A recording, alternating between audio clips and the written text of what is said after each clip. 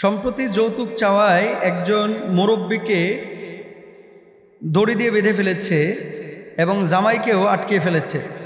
Social মাধ্যমে ভিডিওটি ছড়িয়ে পড়েছে।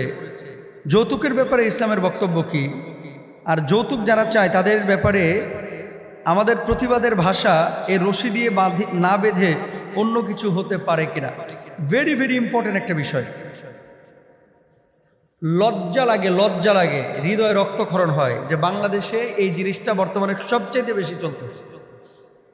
ছেলে যখন বিয়ে করাচ্ছে, এ দেখেন আমার কাছে 4-5 দিন আগে ফোন এসেছে। 4-5 দিন আগে ছেলে ফোন দিয়ে বলতেছে যে হুজুর সরকারি চাকরি হয়েছে, আলহামদুলিল্লাহ, বিনা ঘুষে সরকারি চাকরি হয়েছে, পরীক্ষা দিয়েছি, টিকে গেছি, সরকারি চাকরি হয়ে গেছে।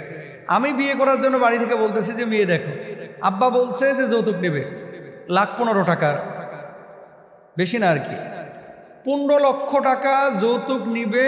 আব্বা বলছে যে যদি যৌতুক তুই না নিস তোরে জন্ম দিছি, এবারে এতদিন তোরে পড়াইছি, খরচ হয়েছে না, তুই সরকারি চাকরি পাইলি, যৌতুক নিবি 15 লাখ, 15 লাখ এখন পাওয়া যাবে, সরকারি চাকরি তুই করতেছিস, যৌতুক নিলে বিয়েতে আমি আসি, আর যদি যৌতুক না নিস তোর বিয়েতে আমি যাইতাম না।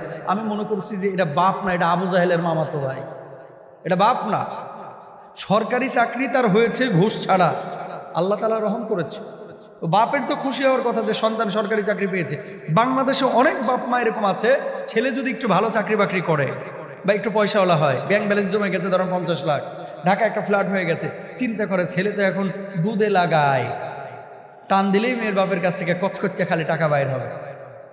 শোনেন, শুকুরের গোশত খাওয়া যেমন হারাম, শুকুরের পেশাব পায়খানা খাওয়া যেমন হারাম, এই ধরনের কোনো টাকা জোর করে নেওয়া তেমনই হারাম। আল্লাহ তাআলা তেমনই হারাম করেছেন। ইয়া আইয়ুহাল্লাযীনা আমানু লা তাকুলু আমওয়ালাকুম বাইনাকুম বিল বাতিল। হারাম বা অন্যায়ভাবে এই ধরনের কোনো খাবার, কোনো অর্থ এটা গ্রহণ করা, এটা ইসলামী শরীয়তে সম্পূর্ণরূপে হারাম, এটা জায়েজ নাই। এই যে যাকাত, এই আপনার যৌতুক যারা নেয়, একটা কথা বলি আপনাদেরকে, যৌতুকের টাকা নিয়ে কেউ কোনোদিন শিল্পপতি হতে পারে না ভাই। যৌতুকের টাকা নিয়ে আপনার কাছে যেই বাবা তার এই রাজকন্যাটাকে তুলে দিল, আপনি বলবেন যে আমার বউ তো অত সুন্দর না, মেয়ে হোক কালো, মেয়ে হোক খাটো, মেয়ে হোক বাটি, মেয়ে হোক মোটা, মেয়ে হোক লম্বা, মেয়ে অসুন্দর বা সুন্দর, প্রত্যেকটা মেয়ে তার বাবার রাজ্যে কিন্তু রাজকন্যার মতো। একটা মেয়েকে 20 বছর 22 বছর যে বাবা কষ্ট করে লালন পালন করলো, আপনি কি মনে করেন আপনি ভালোবাসেন চাচার মেয়েকে? চাচা ভালোবাসে না? চাচা অনেক সময় কাঁদতে পারে না, আড়ালে কাঁদে, বলতে পারে না, আড়ালে বলে। কাকা অনেক সময় নিজের আবেগটাকে প্রকাশ করতে পারে না। তো 22 বছর 24 বছর যে মেয়েটাকে লালন পালন করে আপনার হাতে তুলে দিল, আর কি চান মিয়া আপনি?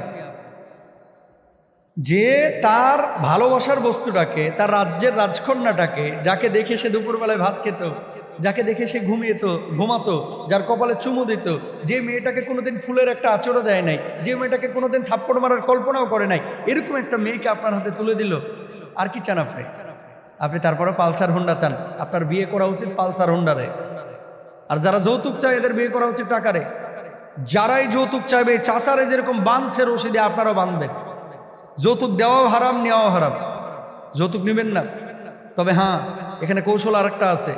মেয়ের বাপেরাও এখন আছে অতি চালাক। যৌতুক কেন নেবে না? ও যৌতুক যদি 10 লাখ টাকা চাই করে, মানে চাই 15 লাখ টাকা আবার মোহরানা ধরে ধুয়ে দেয়। যদি বলা হয় ছেলে তো এত কামায় না, 15 লক্ষ টাকা মোহরানা কেন দিলেন? হুজুর শুরুতে আটকায় দিলাম যেন ছাইড়ে ভাগতে না পারে, কারণ ছাড়লে তো আবার 15 লাখ টাকা দিতে হবে কাবিলে। তো ভাই, বিবাহ শাদী এটা একটা পবিত্র বিষয়, এটাকে অপবিত্র আমরা কেন করতেছি? কেন বিয়ে শাদীর মধ্যে কৌশল অবলম্বন করছি? কেন যৌতুকের দাবি আমরা করতেছি? কারা করতেছে? এরা মানুষ না, এরা পশুর চাইতে অধম, এরা হায়ওয়ান। আল্লাহ তোরে হাত দিছে, আল্লাহ তোমার পা দিয়েছে, হাত দিয়ে উপার্জন করো, পা দিয়ে উপার্জন করো, পরিশ্রম করো, যা আসবে এটার মধ্যে বরকত থাকবে। ঘুষ খাওয়া, সুদ খাওয়া যেমন হারাম, যৌতুক খাওয়া, যৌতুক নেওয়া তেমনই হারাম। যৌতুককে বাংলাদেশ থেকে বিদায় করতে হবে, যৌতুক নিবও না। আর যে সমস্ত বাপদের বেশি উত্তেজনা এই যৌতুকের জন্য অস্থির, বাপকে বলবেন যে আব্বা আপনি আরেকটা বিয়ে করেন। বাপ যদি এই কথা বলে যে যৌতুক ছাড়া তোর বিয়ে কিনতে হবে না, মা যদি বলে যৌতুক নিব, তাহলে মাকেও বলবেন যে আম্মা আপনি আরেকটা বিয়ে করেন, যে নিজে যে যৌতুক নেন। এভাবেই বলবেন, কারণ এই বাপরা হয় ভালোভাবে বুঝবে, আর না হলে কড়া করে শক্ত করে বোঝাবেন, তাও যৌতুক নেবেন না। আল্লাহ তাআলা বোঝার তৌফিক দান করুন।